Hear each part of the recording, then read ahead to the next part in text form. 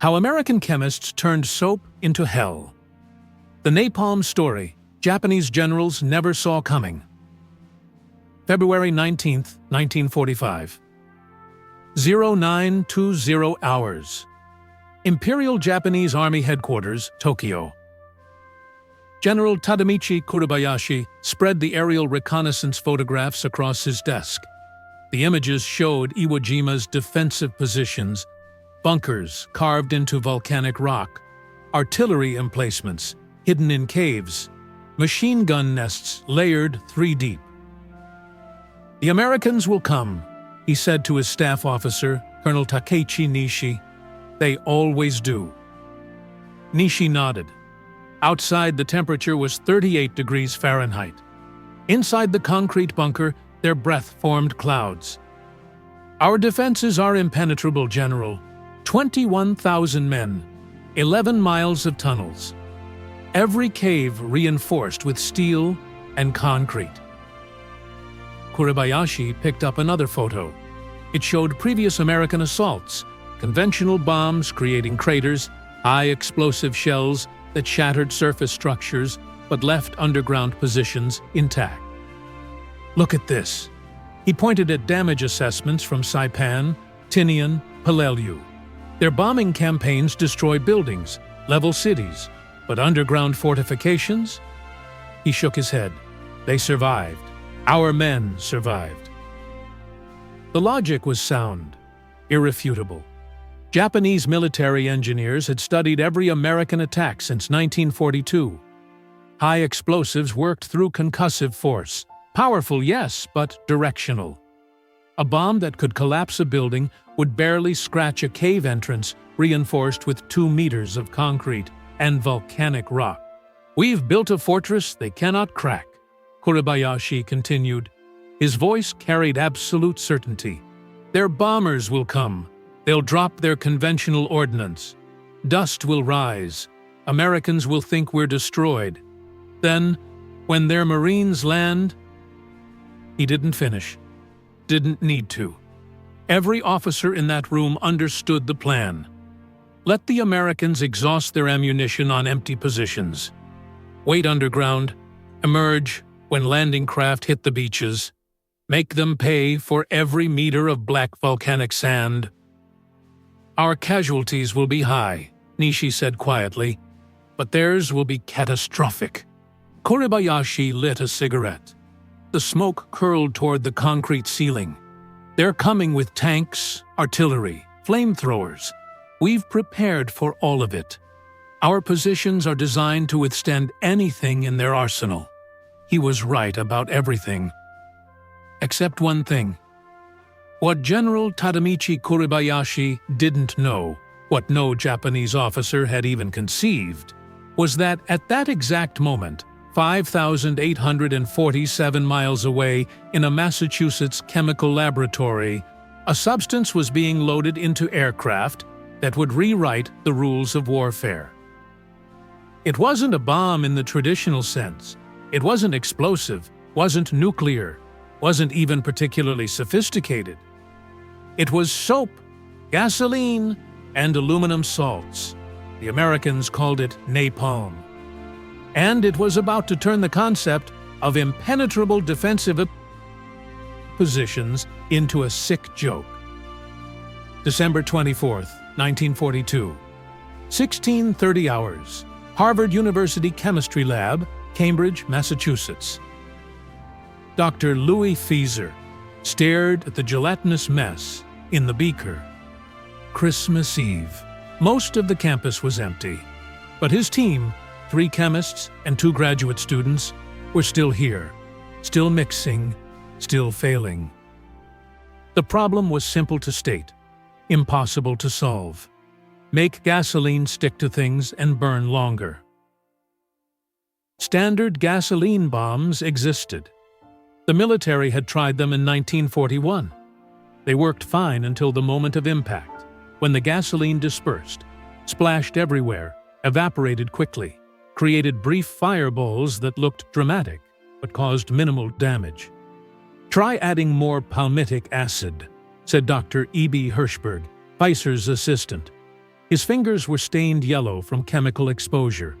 The lab smelled like a gas station mixed with a candle factory, petroleum and fatty acids creating a nauseating cocktail. Fieser adjusted his glasses. He was 43 years old, slightly built, the kind of man who looked more comfortable with test tubes than military briefings, which he was.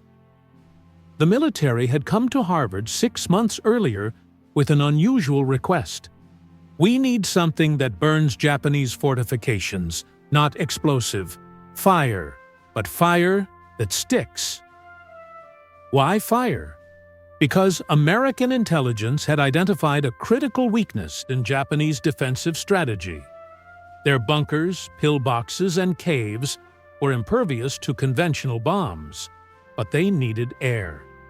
Every underground position had ventilation shafts, openings, gaps for observation and weapon firing. Standard explosives couldn't reach inside those positions. But fire crawled. Fire consumed oxygen. Fire didn't need a direct hit. It needed proximity. The problem is the viscosity, Fieser muttered.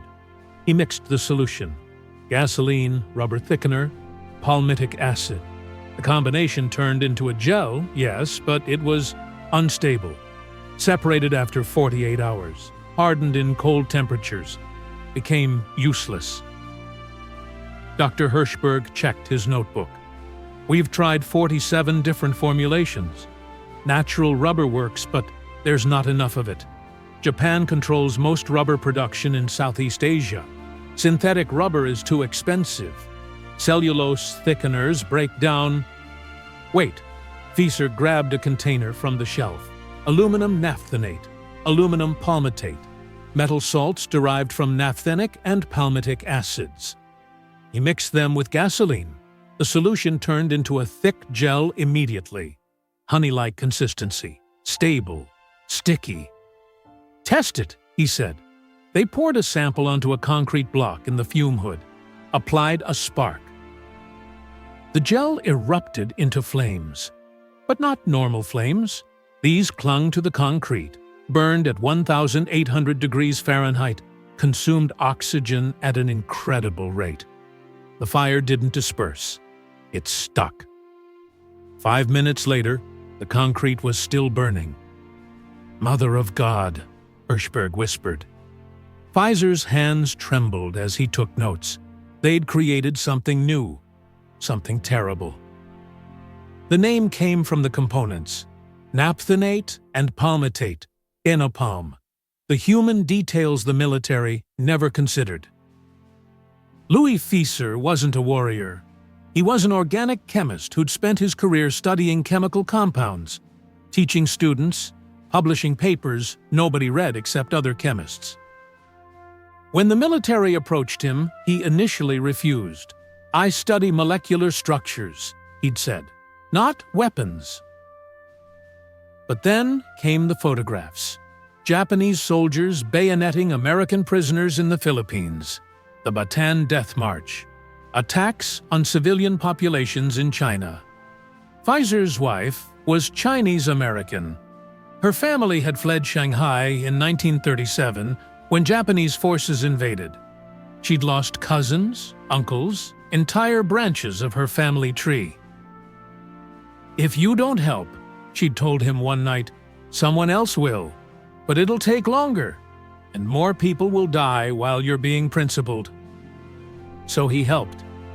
Now, standing in his lab looking at this gel that burned like nothing he'd ever seen, Fieser felt something cold in his chest. Not pride, not satisfaction. Fear. January 15, 1943.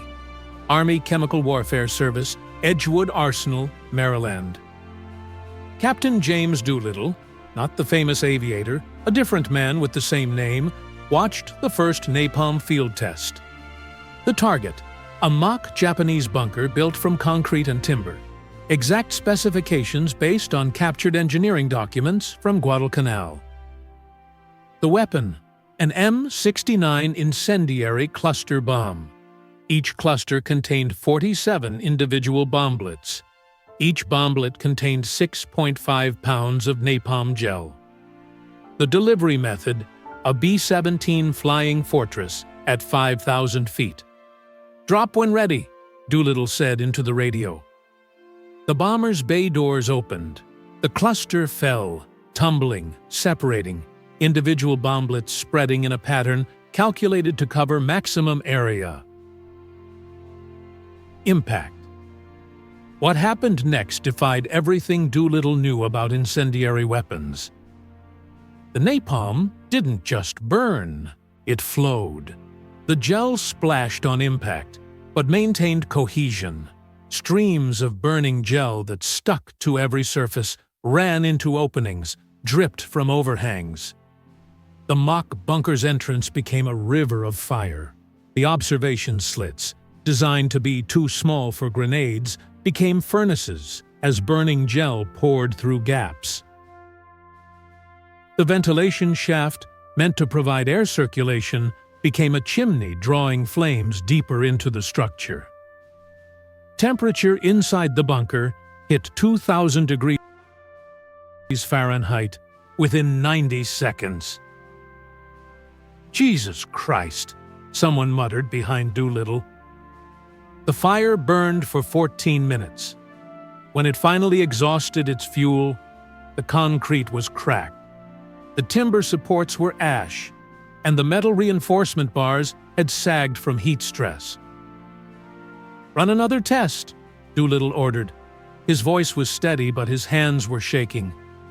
"I want to see this again." They ran 6 more tests that day. Different bunker designs, different napalm concentrations, different delivery methods. Every single test produced the same result: complete internal destruction. The dismissal. Nobody remembers. When Fieser first presented napalm to military officials, half of them laughed. "Thickened gasoline?" said one colonel. "We've been using incendiaries since World War I. Thermite works fine. Phosphorus works fine. Why do we need gel?" "Because it sticks," Fieser had replied. "Because it burns longer.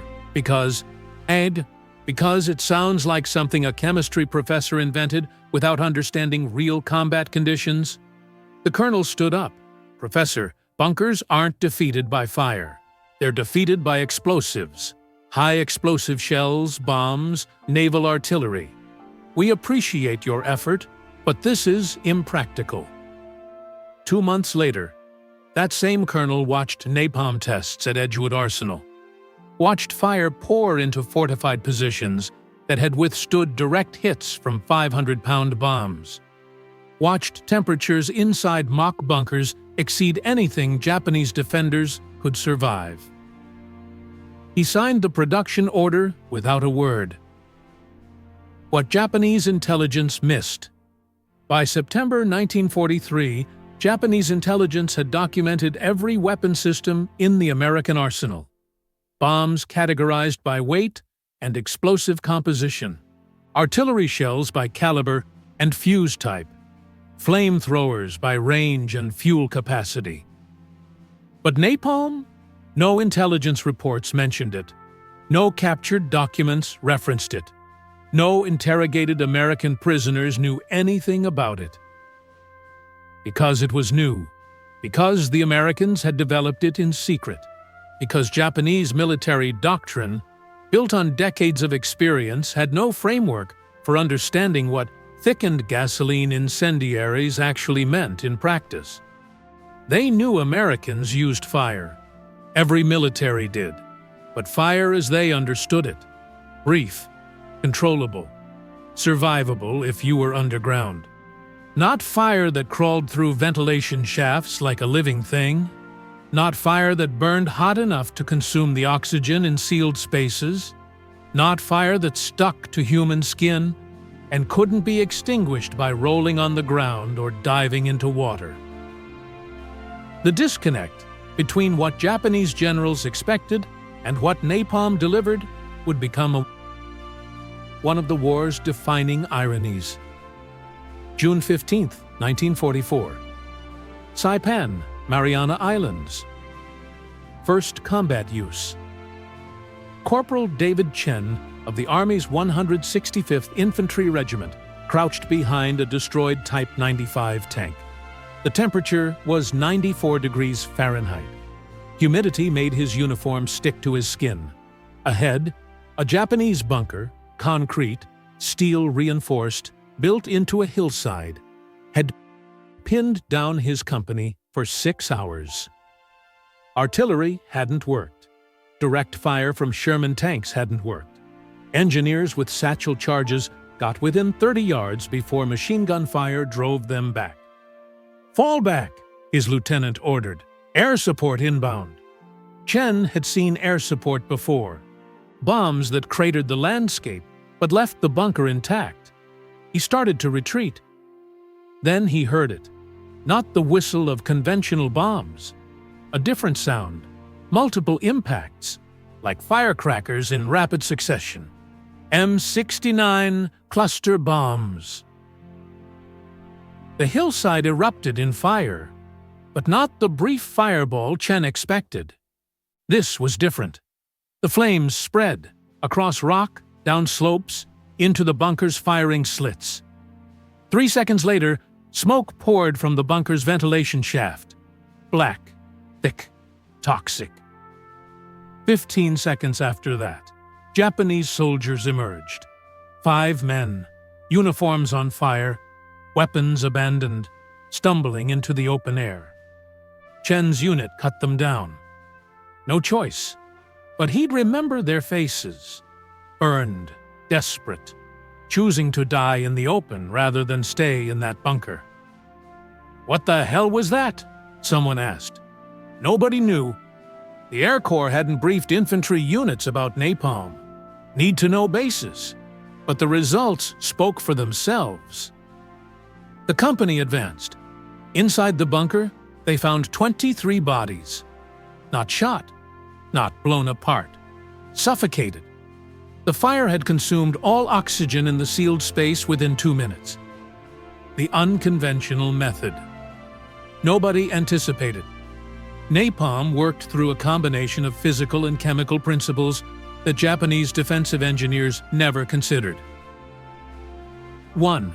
Adhesion. Standard gasoline splashes on impact.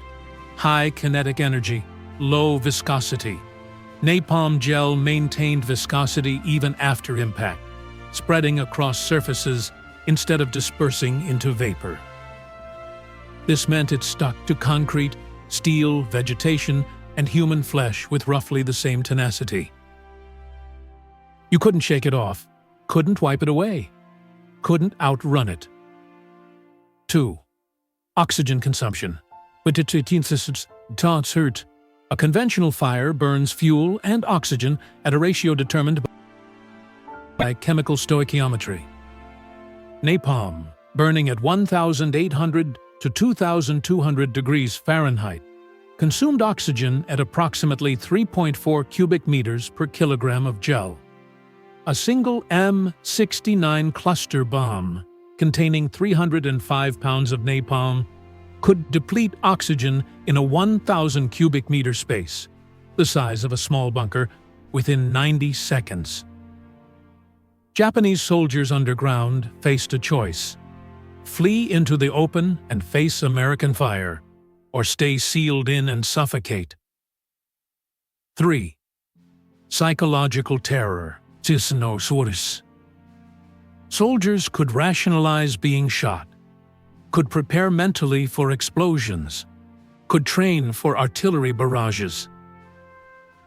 Fire that stuck to you, that burned through uniforms into skin, that couldn't be extinguished.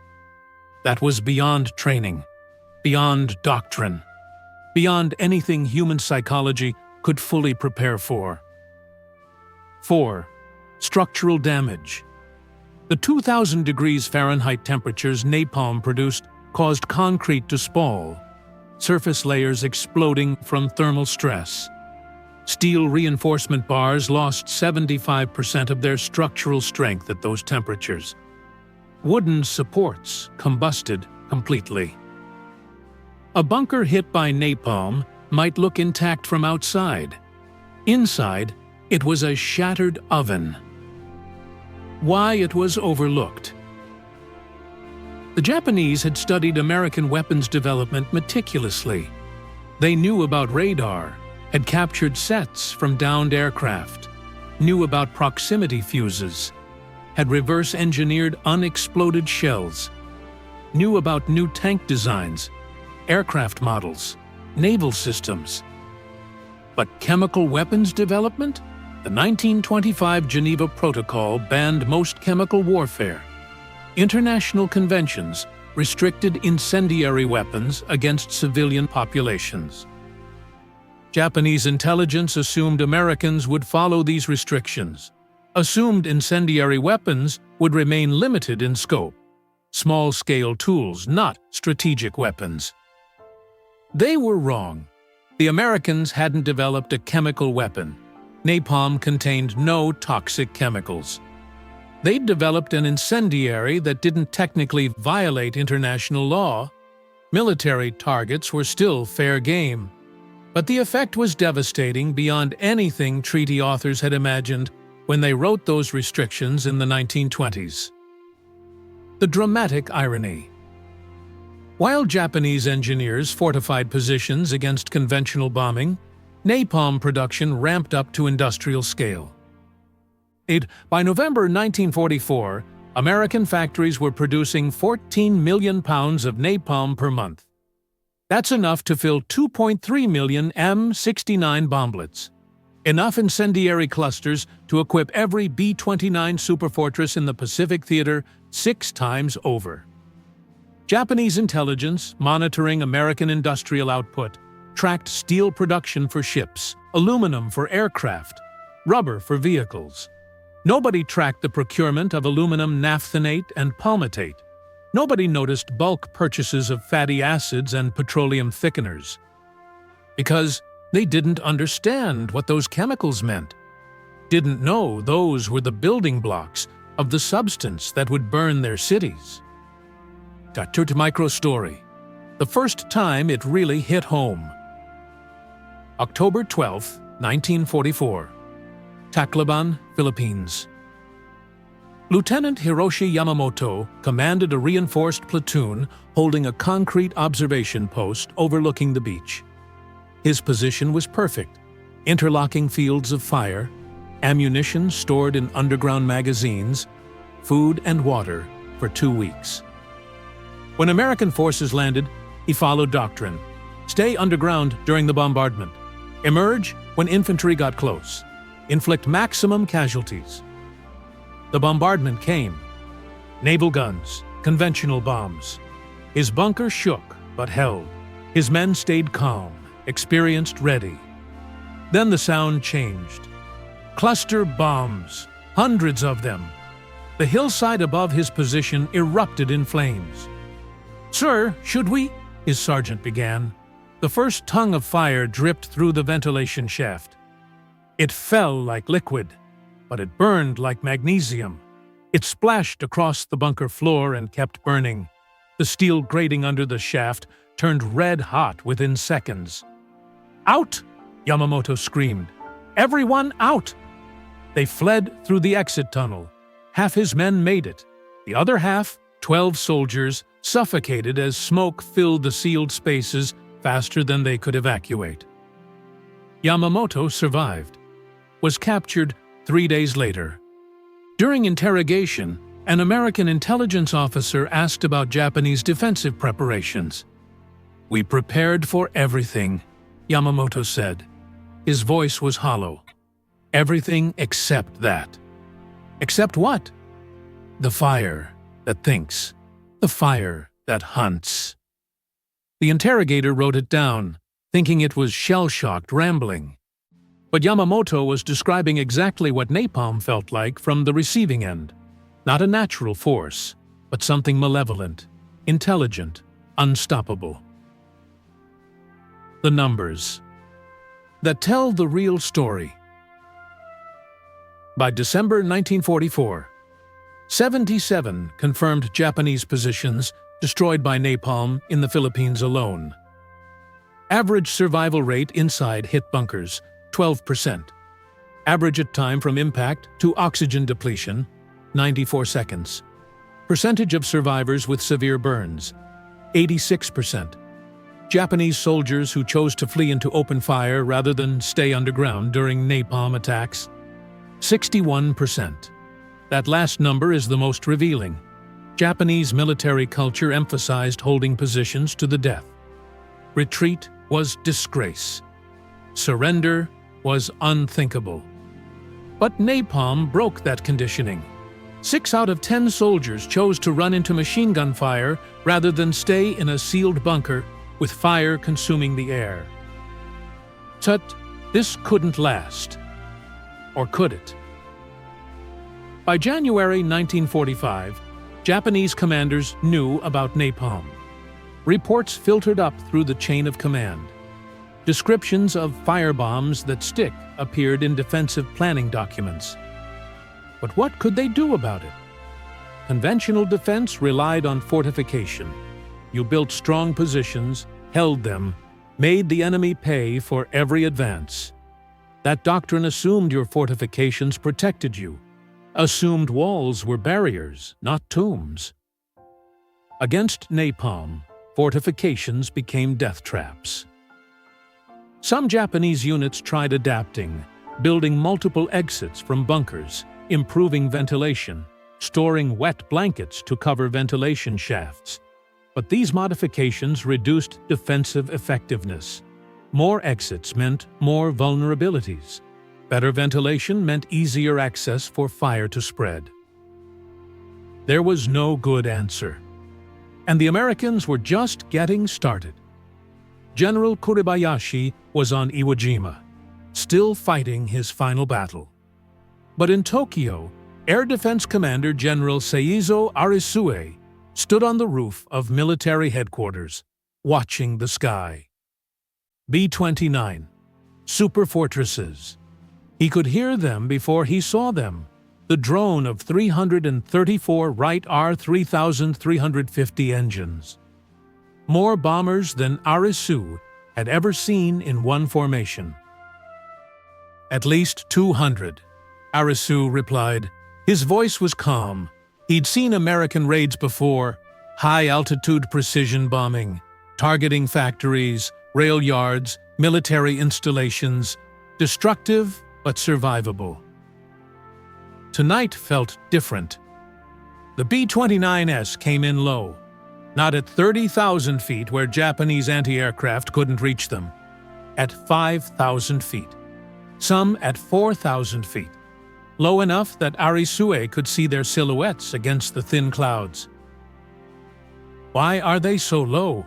the aide asked. Arisu didn't answer. He was calculating. Low altitude meant less fuel consumption, meant more bomb weight, but also meant more vulnerability to ground fire. Push!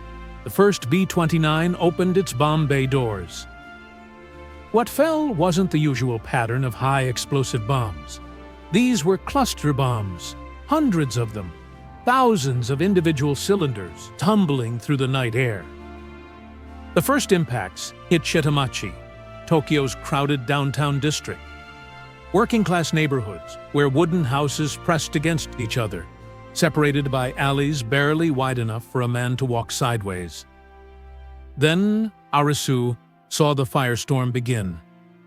The moment of realization. The fires didn't start in discrete locations. They started everywhere. M69 napalm clusters spread their bomblets in a pattern designed to maximize coverage. Each B-29 carried 40 clusters. Each cluster contained 47 bomblets. Each bomblet held 6.5 pounds of napalm. Do the math. 334 B-29s times 40 clusters times 47 bomblets times 6.5 pounds equals over 4 million pounds of napalm dropped on Tokyo in the span of 3 hours. But numbers don't capture what Arisu watched happen to his city. The fires merged. Within 30 minutes of the first impact, individual fires combined into a firestorm. a meteorological phenomenon where heat creates its own wind system, drawing oxygen inward and creating a self-sustaining inferno. Temperatures at ground level reached 1,800 degrees Fahrenheit, hot enough to ignite wood spontaneously, hot enough to melt glass, hot enough that water in canals and rivers began to boil. "We need to evacuate," the aide began. "Where?" Arasu pointed at the expanding circle of fire. It covered 2 square miles, then 4, then 6. The wind, created by the fire itself, reached 60 miles per hour, spreading embers across fire breaks that city planners thought would stop any conflagration. Tokyo had survived the 1923 Great Kanto earthquake and its subsequent fires. Planners had rebuilt with fire prevention in mind. Wide streets, designated fire breaks, emergency water supplies. None of it mattered. Napalm on wooden structures created fires that burned hotter and faster than any natural fire. The firestorm generated winds that carried burning debris across fire breaks. The sheer volume of incendiaries overwhelmed water supplies within the first hour. By 0200 hours on March 10th, 16 square miles of Tokyo were burning. Escalation. The examples that piled up. Asakusa District, 0045 hours.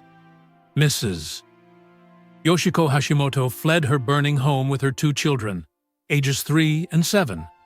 The street was a river of fire. Napalm gel, flowing through drainage ditches, ignited everything it touched. She ran toward the Sumida River. Thousands of others had the same idea. The riverbank was packed with people trying to reach water. But the river itself was burning. Napalm floated on water, creating a surface layer of fire. People who jumped in found themselves swimming through flames. Yoshiko survived by sheltering in a concrete water tank. Her children didn't. She found their bodies the next morning, part of the pile of corpses stacked 40 deep at the river's edge. Nihonbashi District, 0118 hours. What fire chief? Takeo Kobayashi directed his crews toward a burning apartment block. Standard procedure: create fire breaks, pump water from underground mains, contain the spread. The water pressure failed after 10 minutes. American bombs had shattered mains across the district. "Use stored water," Kobayashi ordered. They dumped emergency reserves on the fire. The flames didn't diminish. Napalm burns even when submerged. The gel floats, maintains combustion, reignites adjacent materials. Kobayashi ordered a retreat. Behind him, the apartment block collapsed. The heat was so intense that firefighters 200 feet away felt their skin blistering. By dawn, Kobayashi's fire department had lost 127 men. They'd saved exactly 2 buildings. The contrast. That says everything. Before, Japanese expectations. American bombing raids are destructive but imprecise. High-altitude attacks scatter bombs across wide areas with minimal accuracy. Our civil defense systems, fire breaks, water supplies, evacuation protocols, can manage localized fires. Our population is disciplined and will follow shelter-in-place orders. We will endure strategic bombing as Britain endured the Blitz. After Japanese reality, official casualty report from Tokyo Fire Department, March 10, 1945. Estimated casualties, 100,000 plus deaths. Buildings destroyed, 267,171. Area burned, 15.8 square miles. Percentage of Tokyo's urban center destroyed, 25%. Time from first impact to firestorm conditions, 28 minutes. Duration of fire, 6 hours primary burn, 2 days smoldering. Follow-up assessment from Japanese Home Ministry. Civil defense measures proved completely inadequate. Fire breaks were jumped by wind-carried embers traveling up to 500 meters. Water mains failed from heat stress. Evacuation routes became death traps as fires moved faster than civilians could flee. The incendiary bombing of March 9th, 10 caused more deaths than the atomic bombing of Hiroshima 4 months later. That last comparison is crucial. More people died in a single napalm raid than died instantly at Hiroshima. Because napalm attacks weren't one bomb, they were thousands of bombs creating a coordinated, sustained, inescapable inferno. Specific locations, times, measurements. 0315 hours, Koto District. Ground temperature, 1,847 degrees Fahrenheit, measured from debris post-raid. Wind speed, 58 miles per hour from fire-generated convection. Oxygen level at street height, 14.3%. Normal is 21%. Visibility, less than 15 feet due to smoke. Bodies recovered, 14,876. 0421 hours. Sumida River. Water temperature, 142 degrees Fahrenheit, normally 55 degrees Fahrenheit in March. Number of drowning victims, estimated 8,000. Percentage of those who entered the river who survived, 31%. Dawn, March 10th, Ueno District. Number of people who sheltered in underground subway stations, 11,000. Number who suffocated from smoke inhalation before fires reached them, 2,100. Temperature at platform level, 124 degrees Fahrenheit. Carbon monoxide concentration, 2,400 ppm. Fatal above 800 ppm. March 11th, 0800 hours. Imperial Palace Emergency Meeting. General Arisu stood before Emperor Hirohito's military council. He'd been awake for 32 hours. His uniform smelled like smoke. His voice was hoarse. Your Majesty, the damage assessment is complete. One raid destroyed a quarter of Tokyo's urban center. Casualties exceed 100,000. Industrial capacity in the affected area has ceased to exist. The room fell silent. One raid, Arisu repeated. The Americans have 400 B-29 bombers operational in the Pacific. If they continue these attacks... He didn't finish. Didn't need to. Every man in that room understood the implication. Tokyo had 35 square miles of densely packed urban area. If one raid destroyed 16 square miles, 3 more raids of similar size would burn the capital to the ground. And Tokyo wasn't the only target. Osaka, Nagoya, Kobe, Yokohama. Every major Japanese city was built the same way. Wooden structures, tight alleys, inadequate fire breaks. Every single one was vulnerable to the same fate. How do we defend against this? Asked Admiral Soemu Toyoda. Arisu looked at him. We don't. We can't. Anti-aircraft fire can shoot down some bombers, but not enough. Fighter interception at night is nearly impossible. Even if we stopped half the bombers, which we can't, the other half would still create a firestorm. Then what do you recommend? Silence. Arisu had no recommendations. No Japanese officer did, because the entire defensive doctrine was built on the assumption that strategic bombing, while terrible, was survivable. That disciplined populations could endure air raids until the enemy exhausted their will to continue. Napalm changed. It wasn't about will, it was about fuel. And the Americans had unlimited fuel, unlimited bombs, unlimited capacity to turn every Japanese city into ash. The dialogue that reveals everything. After the meeting, Arisu spoke privately with General Yoshihiro Umezu. Chief of the Army General Staff. "We've been preparing for the wrong war," Arisuis said quietly. "What do you mean?" "We fortified islands, built bunkers, trained soldiers to fight to the death. We assumed the Americans would have to invade the home islands, fight for every city, every town, that casualties would be so high they'd negotiate peace." Umezu nodded. That was the plan.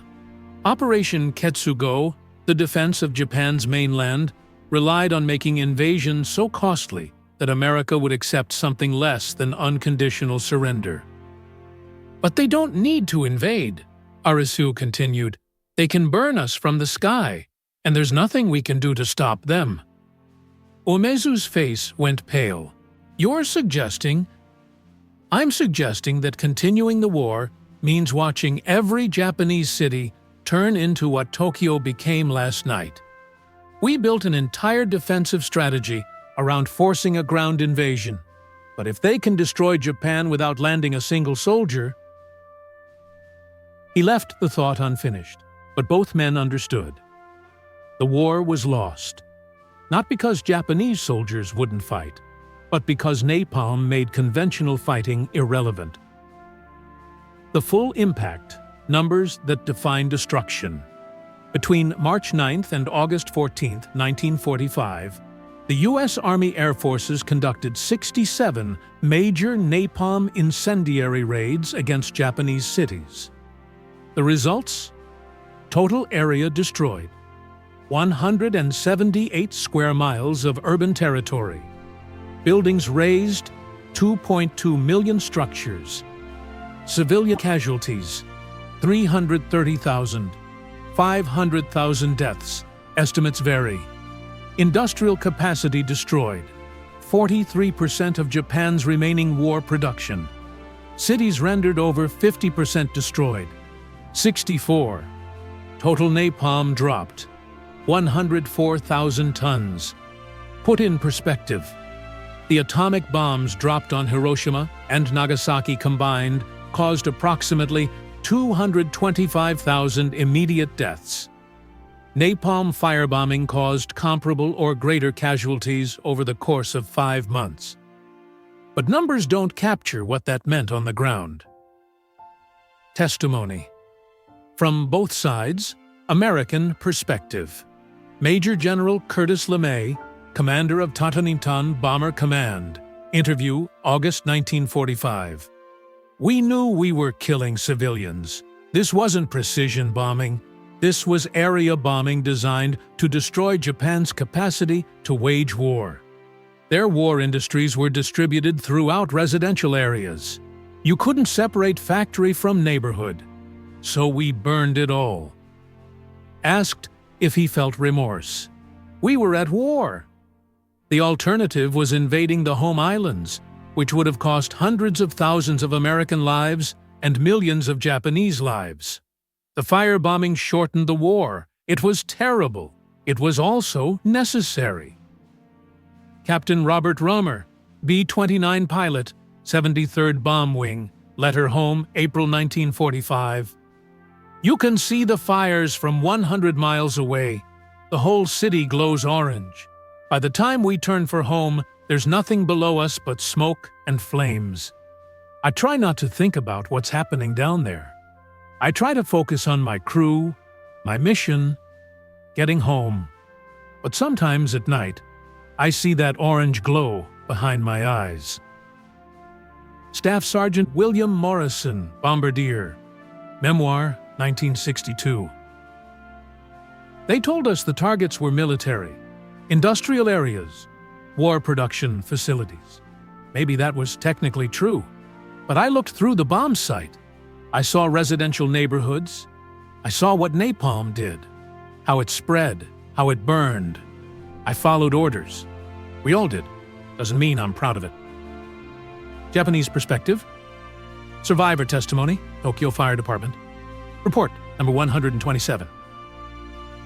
Hideko Tamura, age 14, survivor of the March 9th. 10. Raid. "The fire moved faster than people could run. My mother carried my baby brother. I held my sister's hand. The street was packed, thousands of people trying to reach the river. Then the fire jumped ahead of us. We were surrounded. My mother pushed me into a water tank, one of those concrete boxes for emergencies. "Stay here," she said. I never saw her again. I stayed in that tank for 6 hours while the fire burned around me. When I came out, everything was ash. Everyone was dead. Lieutenant Colonel Masatake Okumiya, Japanese Naval Aviation, post-war memoir. We trained to fight bombers. Our night fighters were ready. Our anti-aircraft guns were positioned.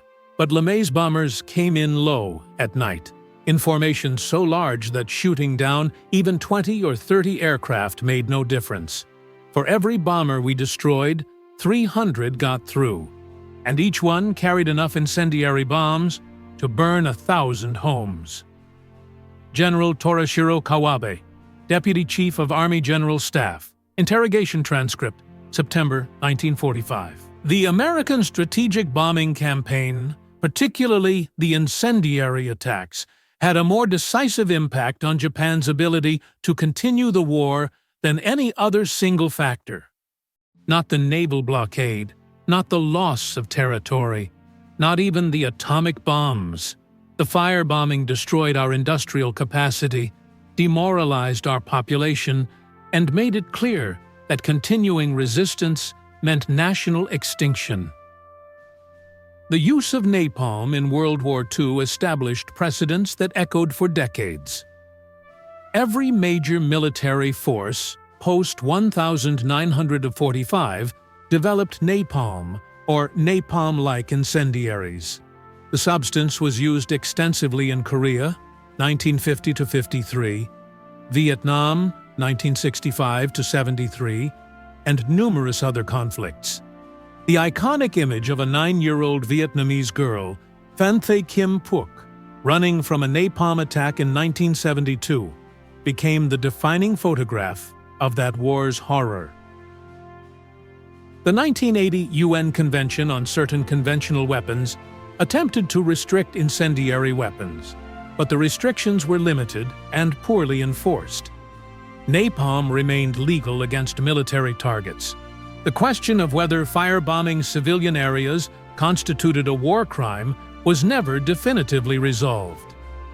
World War II firebombing established the doctrine of total war, the idea that enemy civilian populations and infrastructure were legitimate targets if destroying them shortened the war.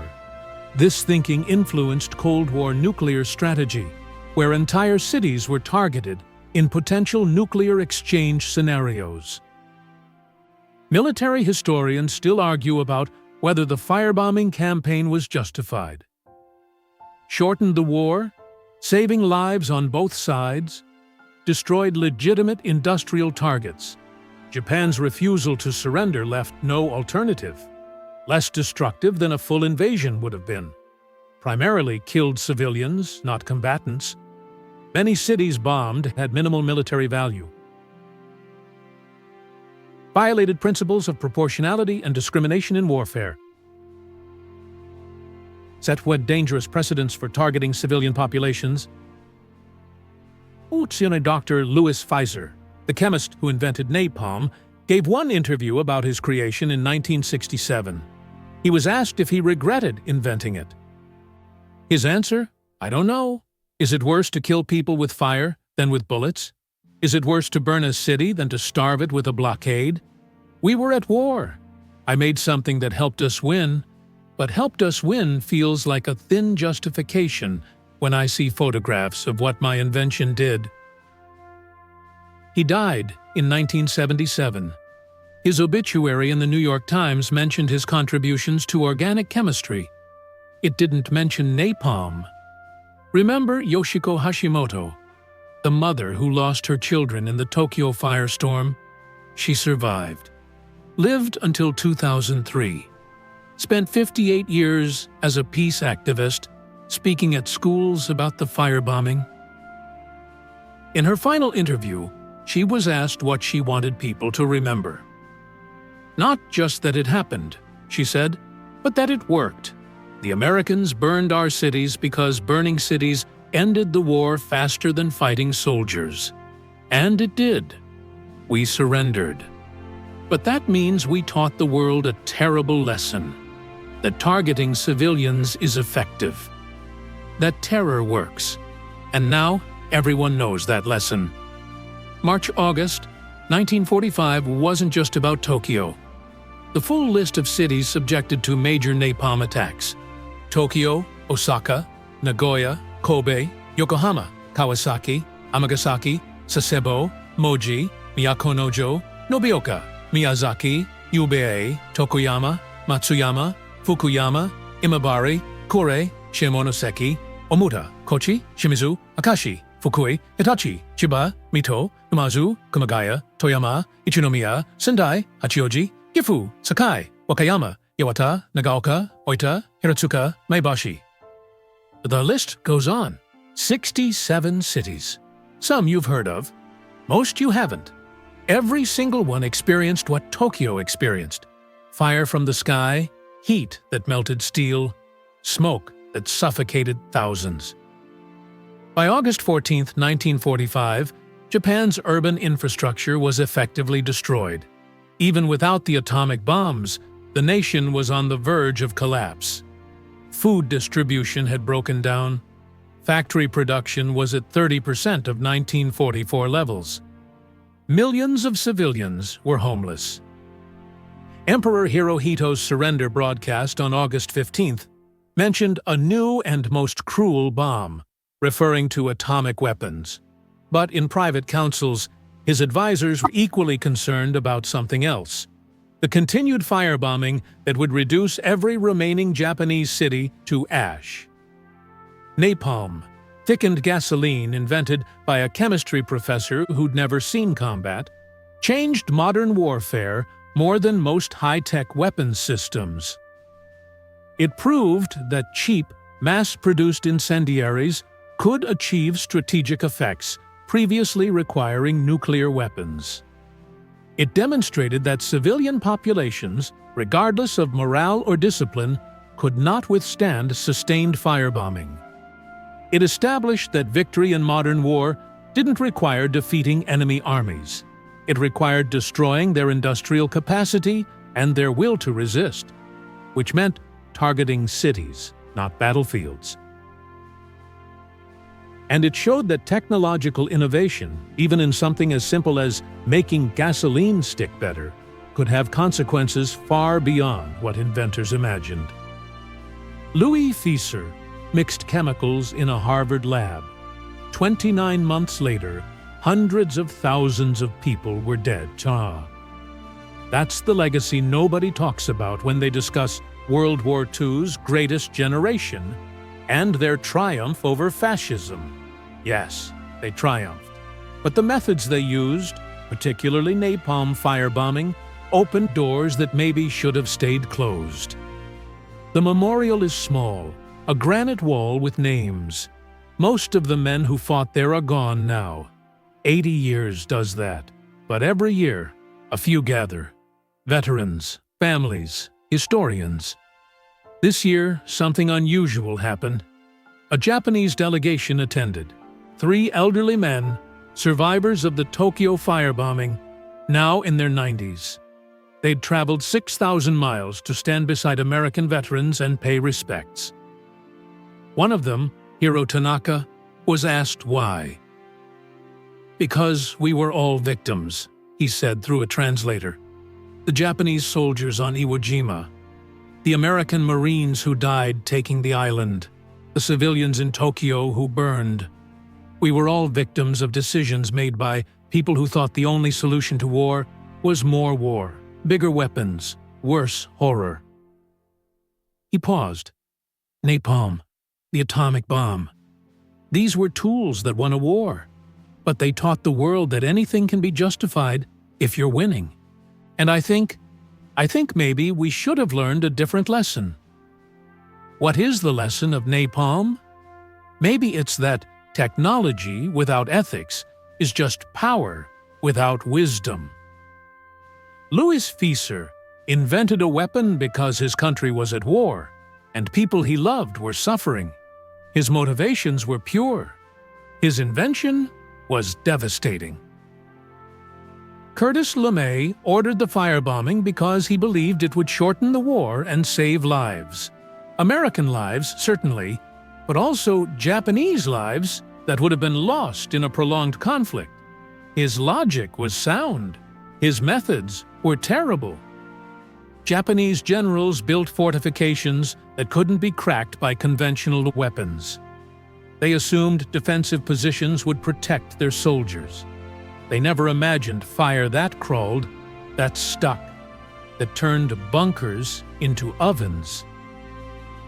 Everyone made rational decisions, and the result was 500,000 civilians burned to death in their homes. So what's the lesson? Perhaps it's simpler.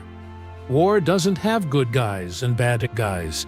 It has people making impossible choices with imperfect information, and history judges them afterward based on outcomes they couldn't predict. Or maybe the lesson is even darker. In total war, there are no rules that survive contact with necessity. You can write treaties, establish conventions, agree on limits. But when existence is at stake, those limits evaporate. Napalm proved that. The 1925 Geneva Protocol restricted chemical weapons. International agreements condemned attacks on civilians. Japan and America both signed these treaties. Then war started, and treaties became paper. February 19, 1945. General Kuribayashi, standing in his bunker, confident that underground fortifications would protect his men. They're coming with tanks, artillery, flamethrowers. We've prepared for all of it. But he hadn't prepared for fire that flowed like water and burned like thermite. Hadn't prepared for weapons that made his concrete bunkers into tombs. Kuribayashi died on Iwo Jima, March 26, 1945. He never saw Tokyo burn, never learned that the defensive doctrine he'd trusted, fortification, concealment, making the enemy pay for every inch, had become obsolete the moment napalm entered the war. His final message to Imperial headquarters: "Our defenses are holding. The enemy advances slowly. We will make them pay for this island with blood." They did pay. 6,821 American Marines died taking Iwo Jima. 19,217 wounded. But 18,844 Japanese soldiers died defending it. Almost total annihilation. Many of them burned alive in bunkers they thought were impregnable. Here's what nobody wants to admit.